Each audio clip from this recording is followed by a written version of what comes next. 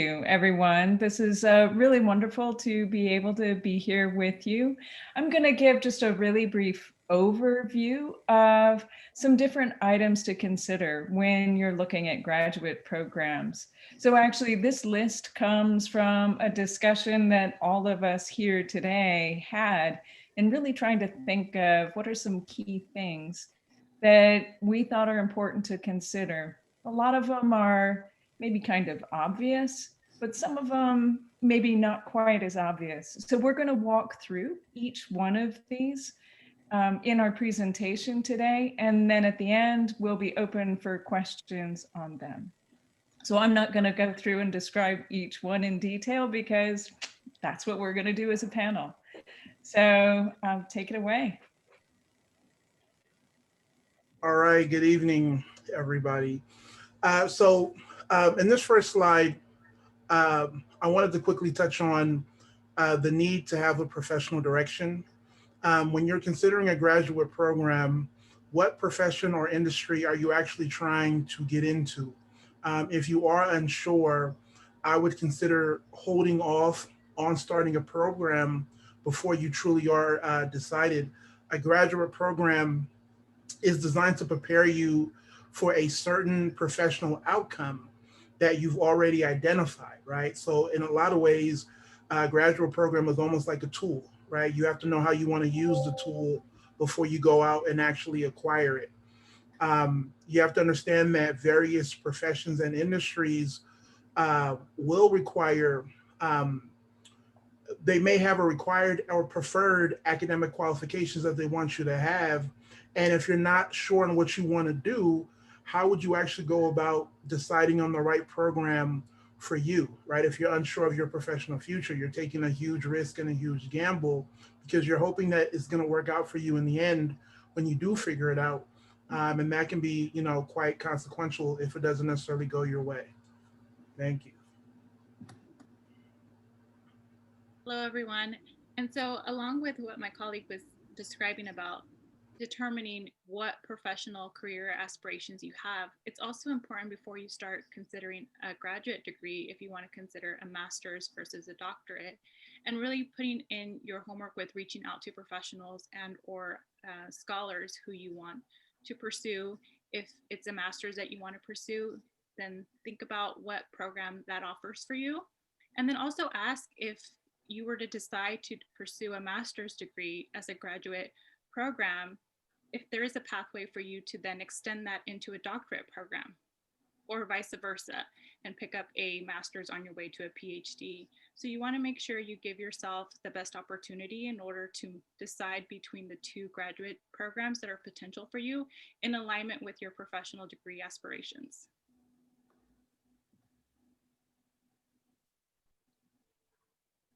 Yeah, so a critical part of choosing what graduate program is a good fit for you is going to be who are the faculty within the program. This is going to be true most importantly for if you're pursuing a PhD, but it's also critical for master's students as well. So the idea is you want to really look for a program that will have, ideally a couple faculty whose research really interests you. You want to know that you're going to have a good fit for your research interest, which is, what you go to graduate school for. So think about what kind of research you want to do, what kind of direction you want to go with it, skills you want to develop along the way, and then look within the program at who the faculty are. You'll want to look not just at their website, but actually pull out their research publications, read them, and see, does it really excite you? Is this the sort of work that you could see yourself engaging with? And then I would encourage you to go ahead and interact with the faculty. Send them an email to introduce yourself. And in that email, don't just tell them only about yourself, but let them know what it is about their research that intrigues you. What is it that you like? What kinds of questions are you interested in? Faculty love talking about their own research, that's for sure. So it's really important that you'll have that sort of research fit. Sometimes faculty are planning to retire or be on sabbatical, so they're not always going to be available for you to work in their lab or their group. And this is partly why I say look for more than one faculty research that aligns with your interests. Hello, everybody. I'm very happy that we're here tonight. And I wanted to touch on some information that's very important for your future career, but that may not be top of mind when you're looking into graduate programs. You probably do your research and you look at US News and World Reports and so on. You look at placement rates and starting salaries. But what is also really, really important is the opportunities that your graduate school offers for networking and alumni relations, right? So when you attend graduate school, don't think of it just as acquiring knowledge in your functional area, right? This is also your time to practice networking, right? So you can start and learn how to network during your studies so that you are good at it during and after graduation, right? And when I talk about networking, I don't mean making friends. I mean meeting people that you can build meaningful relationships with that will help you achieve your career goals. And networking is really, really important in that the majority of jobs that graduates find are found through some kind of networking. And we also know that people with strong networks have great advantages in the job market. Right? For example, those with stronger networks have higher salaries, they get more promotions throughout their career, and they are rated more highly in terms of their performance. So now that we know that networking is important, with whom should you network? Right? And of course, one great resource are your fellow classmates. Right? They're a great resource during your studies, but also after graduation. Right? If you're a resource to them, then they will be far more likely to help you out after graduation in terms of maybe getting you an internship or getting you a job. Right? As Professor Nugent pointed out, another great resource is your professors, right? And professors are often the bridge between graduate school and employment, right? So make sure you meet with your professors, you get to know them so that they can help you once you graduate. And of course, a very, very important resource are alumni, right? These are students that graduated from your university, so they know the program that you're going through, and they will be able to mentor you as you start your career. Right? And you can find out about alumni, for example, by contacting Campus Career Services to see if your graduate school hosts alumni events. Are there speaker series that feature alumni? Right? Do alumni attend career fairs? All of those are important so that you can connect with alumni to help you get into the field that you're interested in.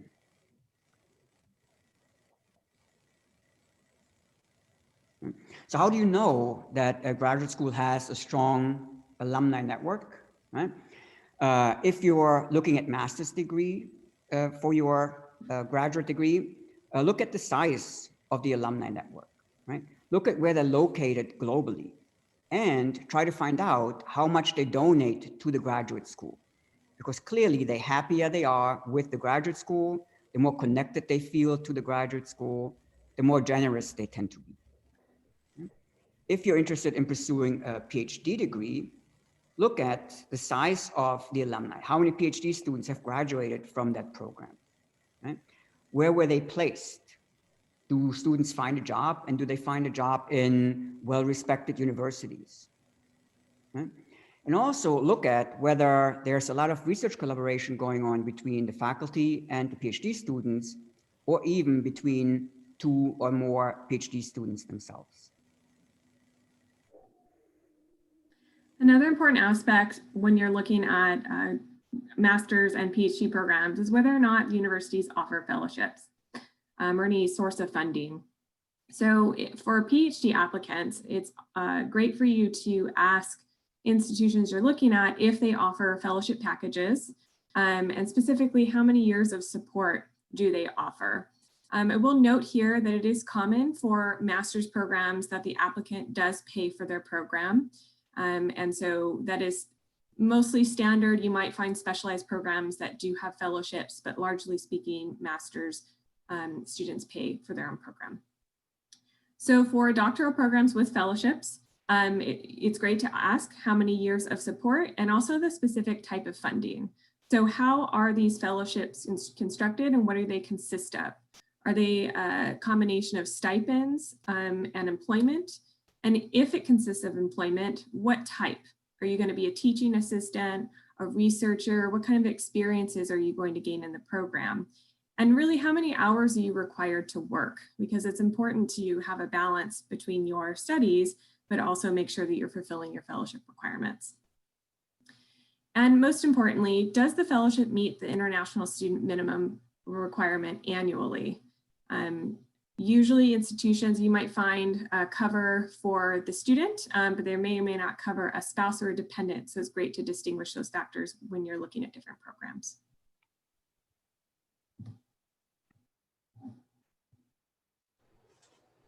Okay, so it's me again.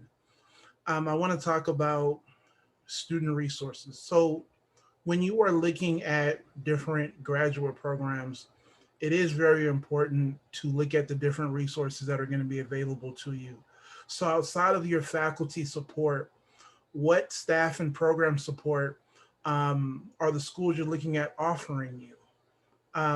You're going to need that support as you go through your program, and understand that faculty won't be able to help you with everything. It's not because they don't want to help, but literally they are so busy. They have so many things going on. Oftentimes they have their own research and they're teaching other classes.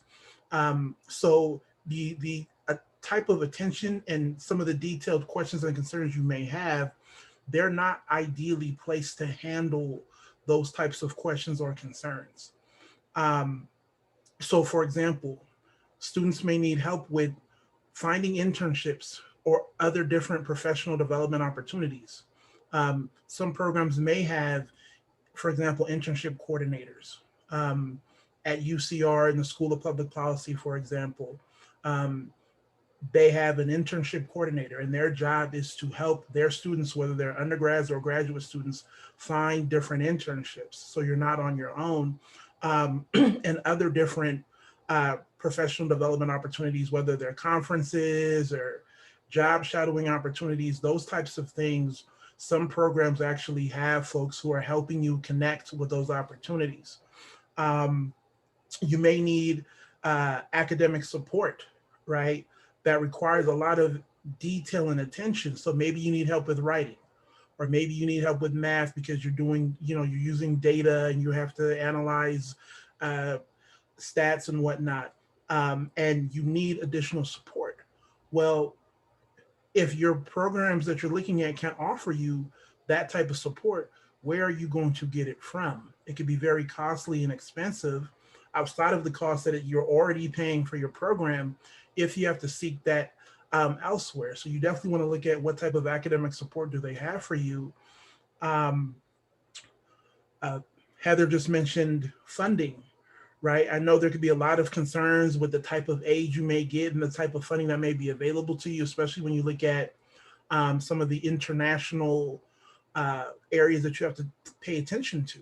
Well, if you're not in a program where you have those who specialize in that, you can be in a very tough situation. So you want to look at, are there going to be people there to help you when you do have questions about financial aid and funding? Which also even gets into understanding the different rules and regulations about, your international student status and what policies you have to adhere to and what you don't have to adhere to. You want to make sure that there's somebody there who is responsible for knowing that type of information. And it's me again too. And so next, another area that you want to pay attention to is the program structure. All graduate programs aren't necessarily the same. Of course, there's going to be a lot of similarities, but there may be some significant differences that you want to pay attention to. because a program structure can contribute to your overall experience and with your ability to succeed in the actual program. So some of the areas that you may want to consider is their model. Are they a cohort model or maybe a non-cohort model? Meaning you're going to come in with a group of students, maybe it's 10, 20, who knows, and you're going to go through that entire program with that group. So you get to build those relationships and build that friendship. It's almost like a family for all intended purposes while you're going through the program. So for some, that may be very important. Others, maybe not. Maybe you kind of want to change it up and uh, get a chance to mix and mingle with different folks, but that's something that you want to pay attention to. What is the average class size, right? Will you get the chance to engage, or will it be, bigger in nature? What about the typical class schedule in terms of the days and the times of the week?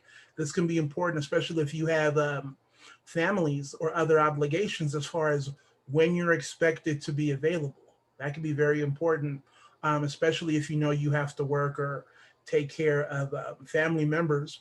Then the method of instruction, is it going to be in person, online, hybrid, with everything that's going on in the world? Who knows what the new landscape is going to be, but that's definitely something that you want to pay attention to. Also, the length of the program, right? If you're kind of like myself who needs kind of something more slow and laid back, you want to pay attention to how long the program is going to be. Is it going to be 2 years, a year and a half, 3 years, 4 years? That matters in terms of the pace and the speed. And lastly, make sure you're looking at the term breaks and holiday breaks, especially if you're international and you have obligations and maybe you have to go home or travel because of things that are important. Make sure you pay attention to those types of scheduled breaks. Some programs may be going year round, others may not, but definitely look at those areas. Thank you. Um, Last slide for me. And then obtaining professional experience. So when you look at going to grad school, um, you don't want to make the mistake of solely just focusing on the educational part and not the professional experience part, right? That some make that mistake and they don't put in the right amount of time and attention. Now, a lot of programs obviously don't want that to happen, so they tend to build in those professional experience opportunities, but it's something that you want to definitely pay attention to. Because when we talk about professional experience, those types of things include internships, jobs, volunteer opportunities, conferences, right? It's important because whatever profession or industry that you want to get into, they're going to have a certain type of professional experience that they require, right? This is what we're looking for. This is what we're not looking for. And you don't want to make the mistake of finishing your program only to find out that they were looking for certain types of experiences that you didn't get, right? So for example, there may be some industries that want you to have 2 years of experience, 3, 4, 5, whatever it may be. That's something that you want to be made aware of so that you can plan accordingly. And lastly, um, make sure you pay attention to how easy is it or how maybe difficult is it to acquire those different professional experiences opportunities, because based upon what you're interested in and what you're doing and maybe even where you're located, those types of experiences can be harder to potentially get, or maybe they may be easier, right? And that's kind of why the student resources matter, right? When you have staff members that can even help you when it comes to getting those types of professional experience opportunities. Thank you. Yeah, and so when you're looking at the specific criteria for admission, you want to be able to determine what is it that you are also bringing to the university and into that program, and how is this going to work for you in the long run?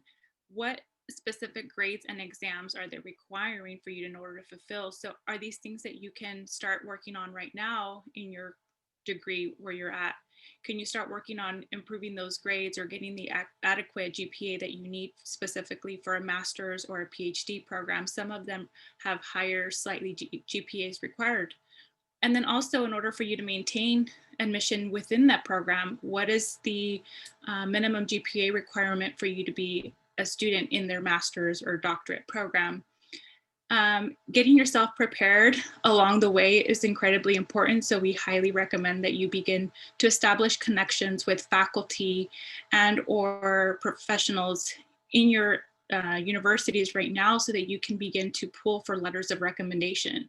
How many letters does this institution for this specific program require? Do they require 2 faculty and 1 professional? Do they require all from faculty, all 3, 2 letters? You want to be able to assess so that you know how many letters you're going to be requiring and give your the people that you're going to be seeking those letters from ample time in order for them to write them out for you and get them back to you in a good amount of time before they're due. But you want to start building those relationships now so that when that time comes, you're ready for that letter. And then also looking at if you're possibly seeking a doctorate program, do they require any kind of portfolio, publication, or creative work in order for you to submit your admission for your criteria for admission?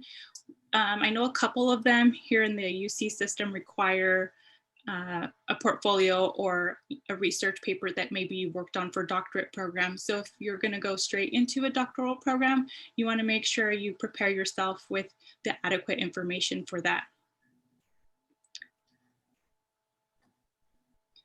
And then you also want to consider the university reputation and ethos. What is that university known for?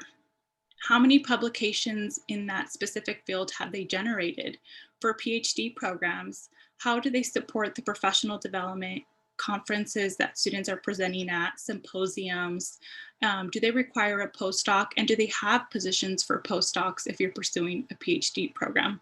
You want to get these questions asked to your faculty advisor or to your graduate advisor at the specific university as soon as possible so that you are prepared for these kinds of possibilities. And then at the master level, what are the placement rates for graduates and how quickly are they getting the jobs and at what starting salaries, right? Because at the end of the day, this is to help you obtain the career that you see for yourself and to get you to those positions. You want to make sure that you have a good starting network and base. Talk to the alumni if they have events, which a lot of universities do host a lot of events with alumni.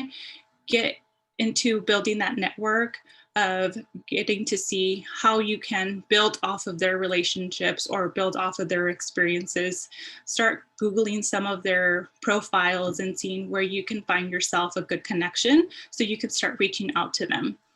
And then ethos means you're looking at the overarching goal of the university. So some universities focus specifically on social justice or on specific areas of research that you want to see that you're dedicating yourself to the specific contribution that university is focusing on. For example, first-gen students as well as one of the ethos that I know is highly dedicated. So you want to also look at the overall and what that faculty is focusing their research on.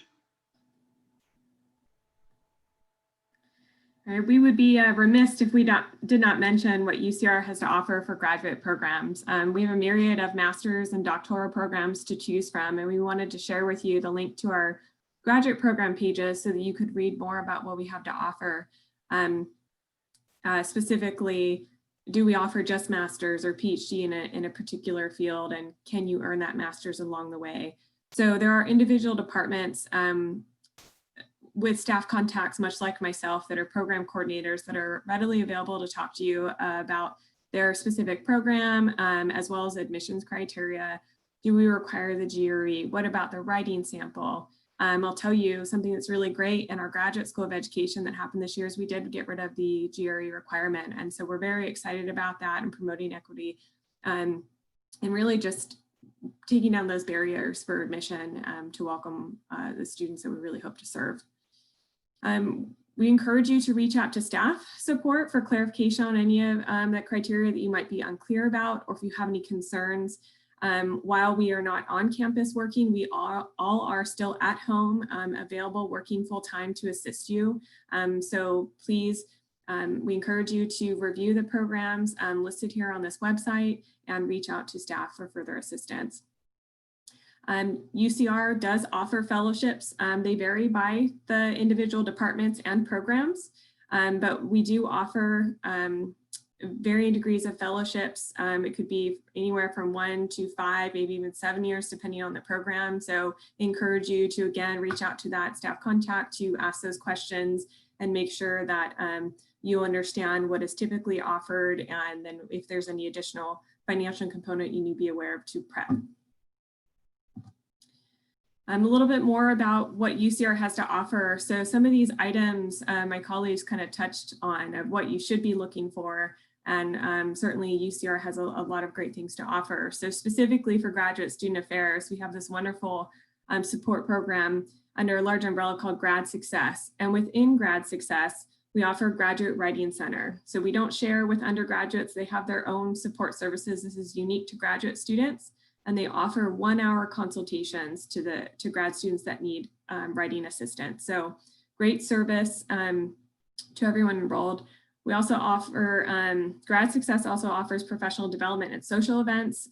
So if you just want to hang out, have a coffee social and meet peers in your program or even across the campus, we very much encourage interdisciplinary work and networking. So, and then professional development, right? So thinking about like after grad school, what are you going to do? What are some ways that you can network? And I know that they also have events where faculty will talk about the job market and how to get out there, how to apply for postdocs, how do you apply for grants? So a lot of really great opportunities there.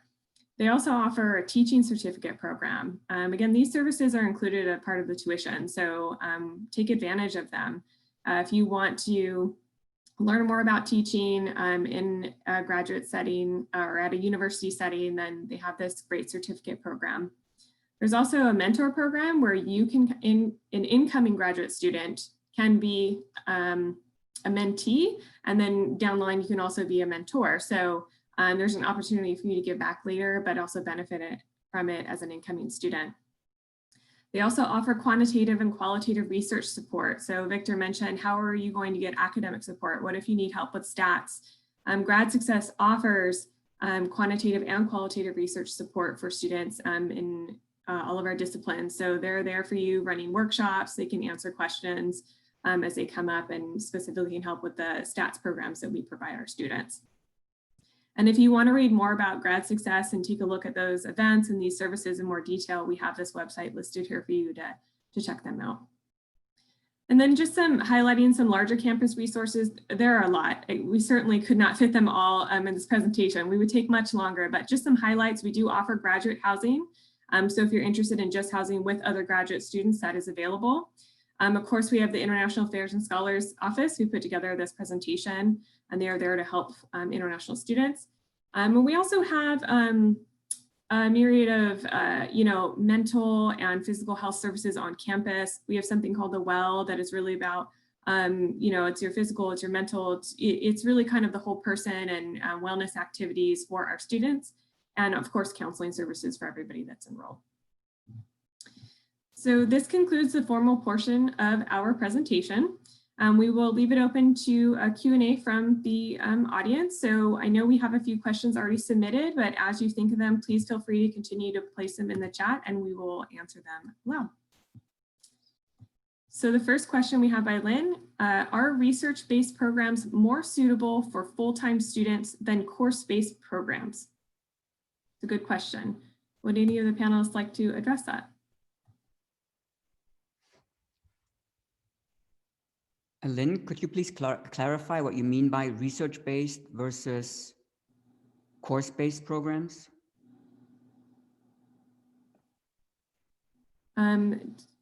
The goal of master programs is mainly to prepare students for professions. What's the difference between bachelor programs and master's programs? So Lynn, you're welcome to elaborate, but I will say just from the Department of Education, and if this is wrong, please do correct me. We do have research-based programs and what we call professional degrees.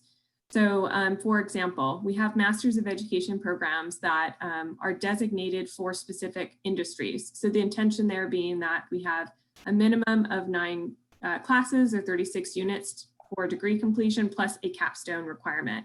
But the intention of those programs is certainly to go directly into a related field. So as a further example, we have a master's in higher education. Individuals that join that program intend to either advance their position in a higher ed field that they're currently in or get into that area. So to answer your question, at least for education, that's all I can really speak for specifically.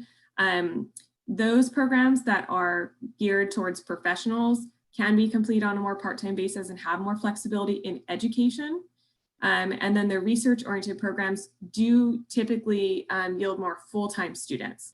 And that's because they're progressing through the coursework and at the same time balancing that with research with their faculty advisor or another principal investigator while they conduct their own new research project to put together their thesis. So in education, that is how it functions. And again, if that is not kind of what you were looking for, please do add to the chat and we'd be happy to elaborate. Does anybody want to add on to that in their own programs? I don't want to speak for everybody. I mean, I can just add that kind of adding on research-based programs. I mean, all PhD programs are going to be research-based, you know, thinking about that way. So not all master's programs will be research-based. It'll really depend on that. So really the answer to your question is really going to depend a lot on what field you're in and what your career goals are, and then go from there to choosing which type of program best fits your needs.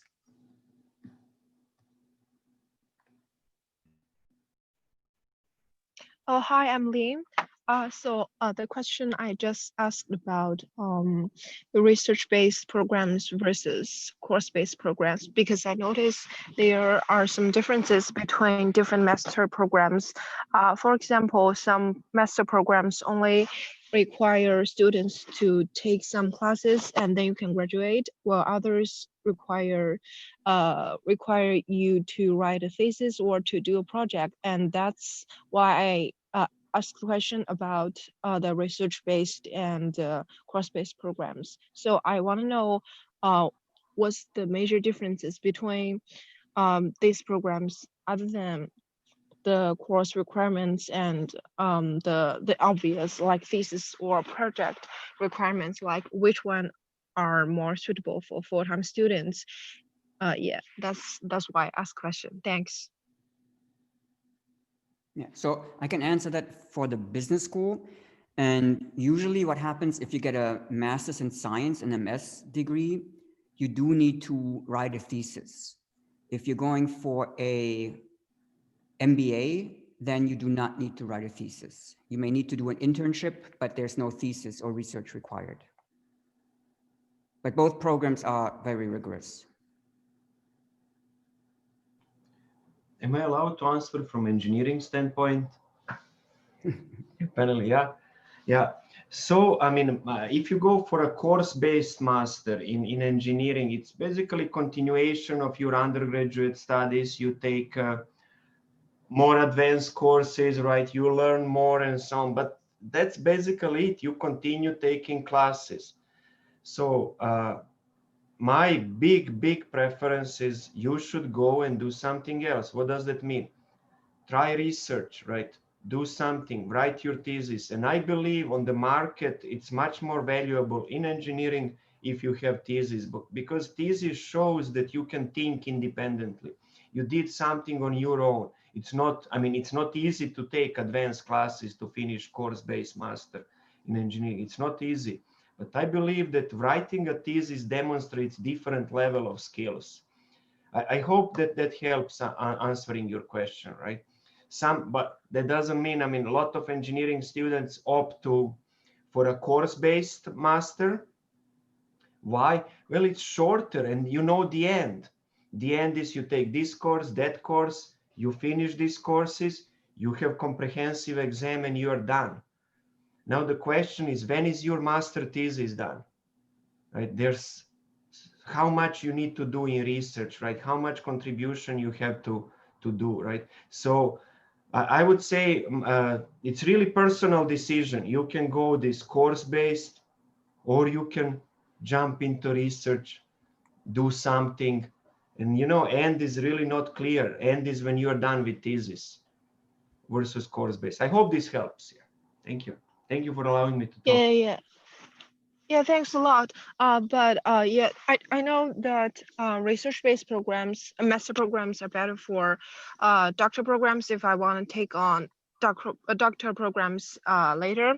But if I cannot decide whether or not I want to take on a doctor program, which one, like research-based and course-based programs, which one are better for undergraduates to choose right now?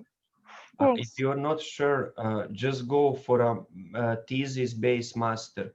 If you don't like it, don't go for PhD. PhD is different level. Dissertation is different level than thesis. So, and you will immediately know in your master, do you want to invest next 5 years? So if you're thinking about PhD program, not sure, then definitely go to a thesis master, right? If you think about industry, then course-based may be enough. So definitely for you, if you're thinking PhD, master thesis. Okay, so if I choose to if I choose uh, if I choose to take on research programs, and that's a lot different from undergraduate programs, because I noticed there are a lot of courses even in a research-based program. So um I mean, how much is the difference between a master program and undergraduate programs, if most of the time um, are all about courses?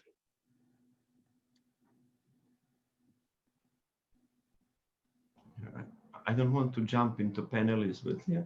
So you want me to answer, Connie? I mean, those are master courses or advanced courses, right? I mean, it's sometimes textbook is not used. All your undergraduate courses are basically taught from some textbooks.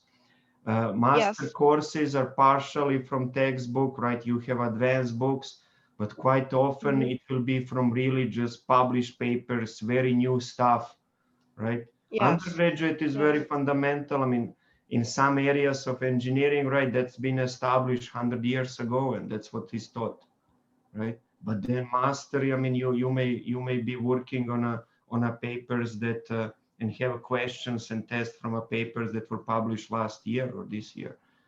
So it's a new knowledge. It's advanced degree. It's first step of scientific degree. Okay, so we can see master programs as a continuation of undergraduate education. Yes, especially if you take course based, right? If you don't go for thesis, Okay. yeah. But it will be, you will become master of something. Your undergraduate degree was covering, let's say, whole mechanical engineering, okay? And now you will be mastering in heat transfer at the nanoscale. So you mean like if I go to a master program, I will be more specialized in one specific dissertation than undergraduates? Yeah, I can say that, Connie. Yeah, it's going to depend a little bit on the program and the length. Like if it's just a 1-year coursework, it's just going to be more of a continuation of undergrad where you go more in depth. Some, if it's 2 years master with some research, you're going to have some specialization there that actually can make you more marketable. So I agree with Marco, if it's just a short coursework only, that can be fine. Adding the research masters on top of it, you're even stronger masters. And then a PhD is if you really want to do research and be a leader, either in academics or industry, is something, go into education, then you get your PhD. But okay, thanks. Yeah. Yeah. I see, like usually in research-based programs, they are like 2 or 3 terms, like always often less than a year for students to do research. So how much experience can I get from research programs? I know that varies from one program to another, but still I think maybe is too short a time for student to actually gain some research experience, but I don't know if that's correct or yeah. Thanks. Yeah, I mean, these are great questions you guys have. It'll depend some on the program. If during your undergraduate experience you haven't had an opportunity to get into any research and get that experience, doing the master's that has some research opportunity can really help you know if a PhD or if research career is right for you. But you're right. The master's research amount is not going to be as in depth as you can possibly do with a PhD timeline. But it's more than nothing for sure. So it is, yeah. Okay, thanks. Sure. And I saw there was a question, are there jobs in the United States for people with a master's degree? Definitely. Definitely. It'll depend on what kind of job you're interested in, where you come in. In some cases, I think having the master's degree makes you much more competitive than a bachelor's for certain areas. And my other fellow panelists can also answer this too, I'm sure. I'll speak and on behalf of education. The master's degree is usually preferred, if not required, for the field of education. I'm thinking again about our professional degrees. We have applied behavior analysis, so that sets you up for the licensure to be a behavior analyst and is very much in high demand. We work with a lot of kiddos, usually with autism, and help with behavior correction. And so having that is essentially a requirement because you have to have the coursework to get the licensure and also the practicum. So I concur with what Dr. Nugent says, that the master's definitely makes you more marketable and is going to put you ahead of other applicants for a job that have stopped at a bachelor's degree. Same goes for the School of Business. Like a master's degree is preferred. Yeah, and I'm not sure that there are too many jobs that you'd be overqualified for. There may be some if you have a PhD that you are overqualified for here, but as a generality, I would say you're probably a stronger applicant in the US with a master's. All right, Lynn also asked how can she find out about data about GPA, GRE, and others to make them more competitive to be accepted. I do get this question a lot in my role. What is the minimum GPA requirement, or what would make me more competitive? And I really try to shift the focus to the application as a whole. Some departments might have minimum cutoffs, or you have to have at least a 3.5, or you have to have the, in education we've eliminated the GRE, and so really the intention behind that is to look at the individual as a whole. We talked in our presentation about what is it that the student or you as the applicant can bring to a program. And that's really what our faculty are looking at. What perspective are you bringing? Our programs are heavily seminar style. And so you are going to learn from your peers, right? From your colleagues in your class. And what is it that you can bring that is unique, that is different from their perspective, and your experiences that you can share. And so we have a lot of that discourse that is encouraged. And so we try not to focus on cutoffs because we really are looking at the whole person and the application. What did you talk about in your essay? What do your letters of recommendation say about you in an academic setting or even a professional setting? And so we don't like to focus so much on hard numbers, at least again in education, but I will let my other colleagues respond for their departments.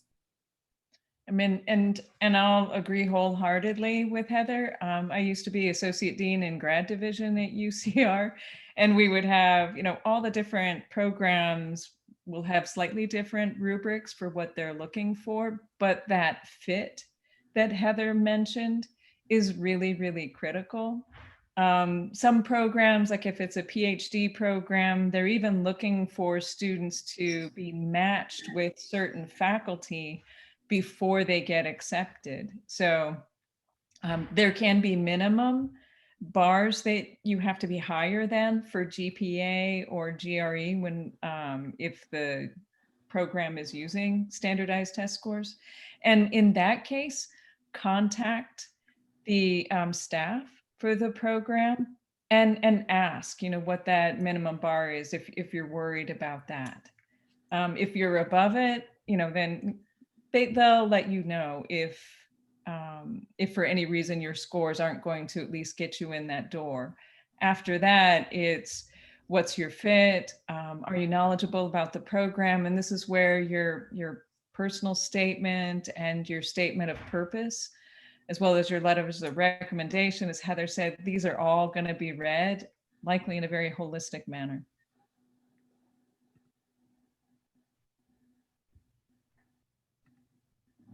Yeah, Lynn just asked about, is it true that undergraduates and PhD students are more competitive in the job market?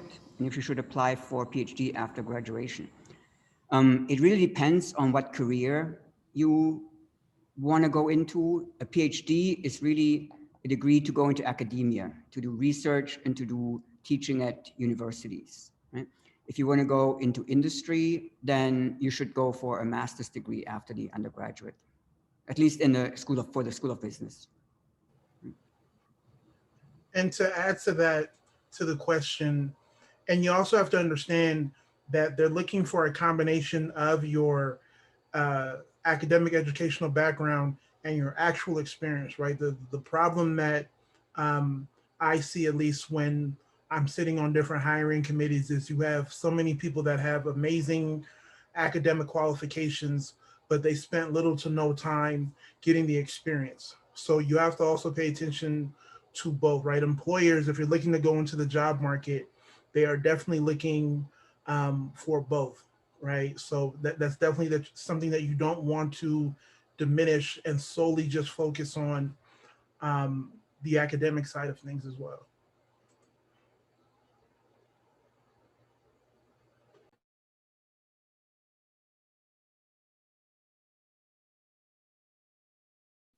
Another question submitted by an anonymous participant.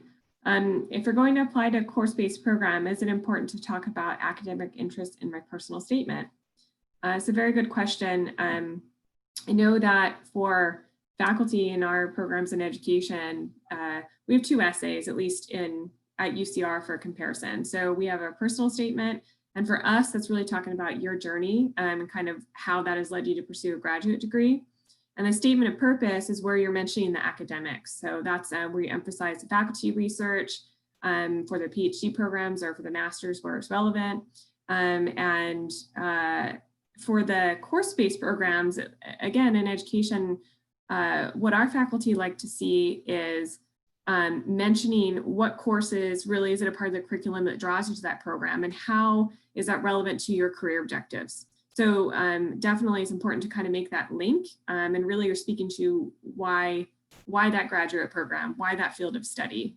So certainly, yes, mention it, but other schools might call these essays different things: personal statement, statement of purpose, maybe personal history. So they're kind of getting at the same thing.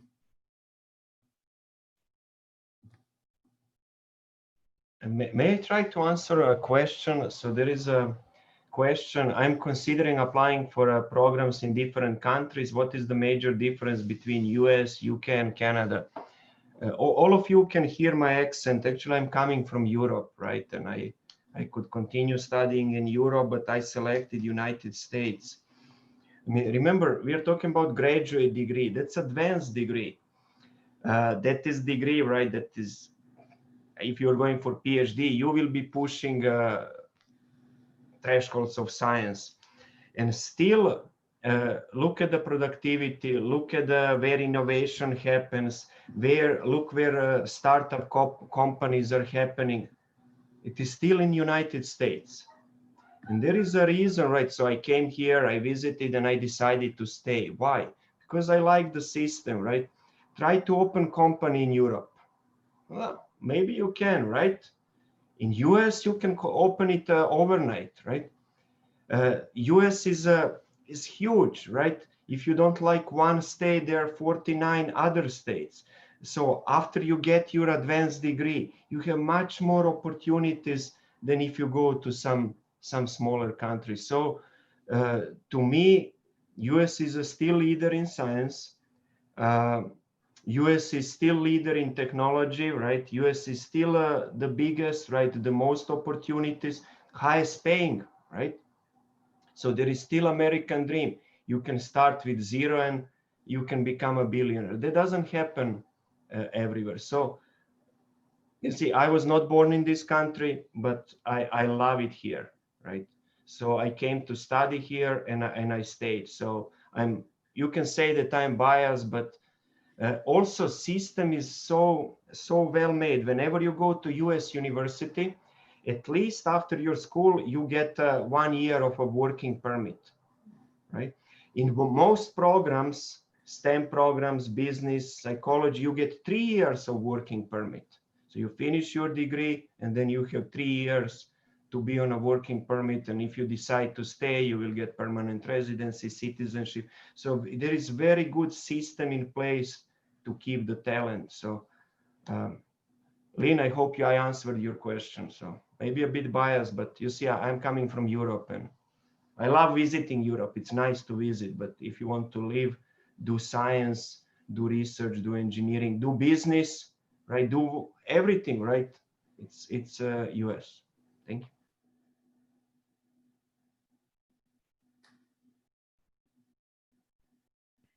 And then I can answer, you have a question, if you don't have competitive GPAs or the other grade stuff, how much can your personal statement and letter of recommendation documents show your potential?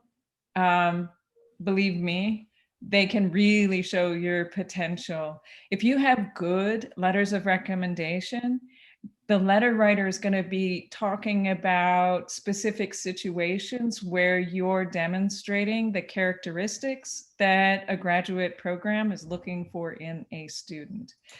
So especially for PhD programs where it's a really long-term commitment to a student, they're going to be looking for things like, do you know what you're getting into? Are you curious? Are you self-motivated? So it's the less tangible things that you're not going to see just on the transcript. They actually really are looking for understanding how you will fit in. And if you have the qualities that they think are going to make you a successful student in their program. So definitely letters of recommendation are really, really important, as well as how you present yourself in your personal statement. So get advice on those. Don't feel shy about having people give you comments on your personal statement or your statement of purpose. You know, get advice, and it'll show that the effort you put in will show your seriousness for the graduate program.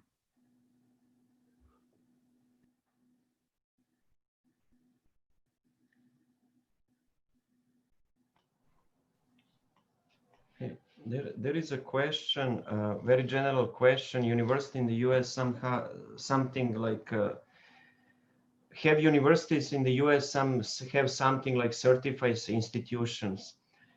Remember, US institutions are working their best to attract talent from around the world. And I don't know which institution you are attending, but we have databases of basically all universities around the world. We know how to convert their GPAs to our GPAs and so on. And we have our international admission is specializing in that. So I wouldn't worry about that, right? So you're coming from institution. I'm sure we have institution, we have a background of your institution, and we can evaluate your transcripts to American standards.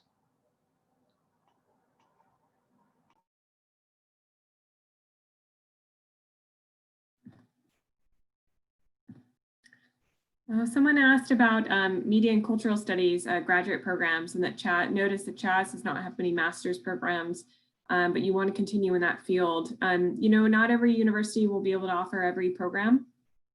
So my suggestion would be, if you want to focus on media or communications or think of a subject of that nature, that while we would love to have you, if we don't offer that program, that you would want to look elsewhere.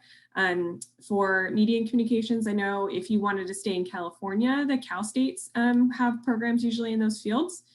So Cal State universities, there are 23 campuses in California. I would encourage you to check those out for master's programs in those fields. And to add to that really quick, because I'm one of the advisors for media and cultural studies, you also have to understand that MCS, Media and Cultural Studies, it's a cross-disciplinary program. So a lot of the faculty that are tied to the program, they come from so many different departments, whether it's English, we have some in ethnic studies. So we have some from across the board. So a lot of it too depends on what you're actually interested in, because there is some overlap. You don't have to always look at it so much of, I have to do something in media and cultural studies. There could be a few different programs that will allow for you to potentially research and learn more about certain topics. Thank you very much. So we have one last question that popped up before I started speaking just now. And Connie's going to take that one live, and we're going to need to wrap it up just to be respectful of our presenters and of course our audience. So Connie, could you just address that last question real quick? I'll be quick. So, and it's a good question too, since the letters of recommendation are so important. You want to think about who knows you well and can speak to those characteristics. So if they're a big name, but they don't know you, then it's not as likely to be a strong letter. So if you're going for a PhD program, have people who have PhDs and know you well write those letters. That would be my recommendation. Thank you very much. Thank you to everyone on the panel. And Marco, thank you. You joined in and it was excellent. Heather, Connie, Tom, Victor, and Lupe, thank you so much. And thank you to the audience. We hope to see you next Thursday again at 6 o'clock our time and whatever time it is in your part of the world. Thank you and have a good evening. Bye. Thank you. Thank you. Bye. Thank you, everybody. Thank you.